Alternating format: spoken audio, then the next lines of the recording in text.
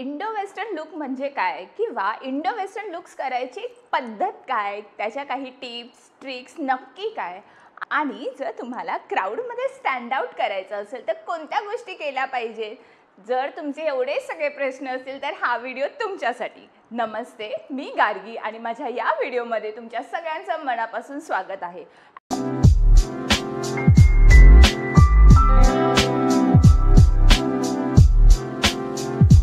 हल्लीचा जमाना सोशल मीडियाचा आहे. आपले सोशल मीडियावरती एवढे सगळे फोटोज जातात, त्याचबरोबर आपल्याला इतके सारे फंक्शन्स अटेंड करायचे असतात, ऑफिसचे, सोसायटीचे, फॅमिलीचे, मित्रमैत्रिणींसोबत बाहेर जायचं असतं. तर यावेळेला क्राऊडपेक्षा थोडंसं स्टँड आउट जर करायचं असेल किंवा इंडियन आणि वेस्टर्न कपड्यांना मर्ज करून काहीतरी वेगळा लुक करायचा असेल तुम्हाला, तर हा व्हिडिओ शेवटपर्यंत बघा.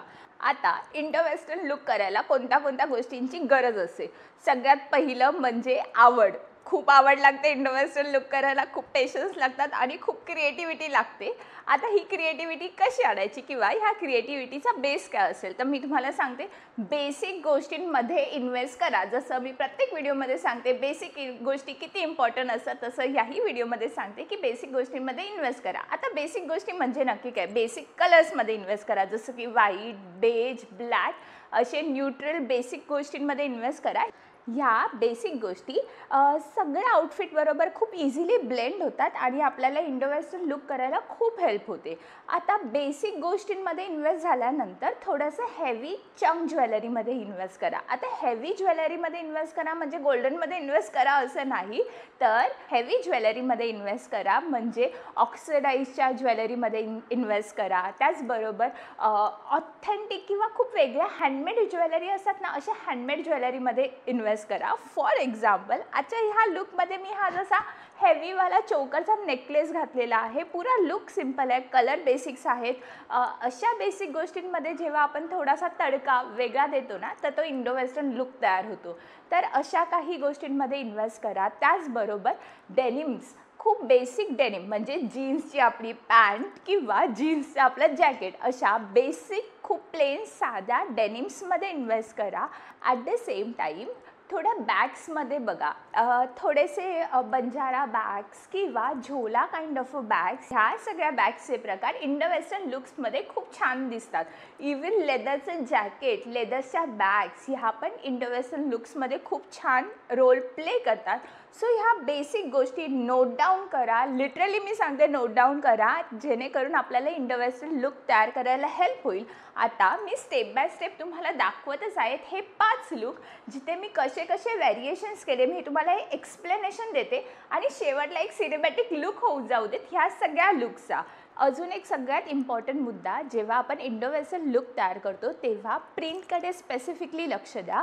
या प्रिंट ह्या इंडियन असल्या पाहिजे. आता इंडियन प्रिंट्स म्हणजे नक्की काय, तर इंडो वेस्टर्न प्रिंट, त्याच्यानंतर वारली प्रिंट, परत एक बंजारा प्रिंट म्हणून येते ती वाली प्रिंट, थोडेसे आबला वर्क्स असतात, थोडेसे मिरर वर्क्स असतात. तर अशा इंडियन प्रिंट्सकडे लक्ष द्या, जेणेकरून तुम्हाला इंडो वेस्टर्न लुक्स तयार करायला हेल्प होईल.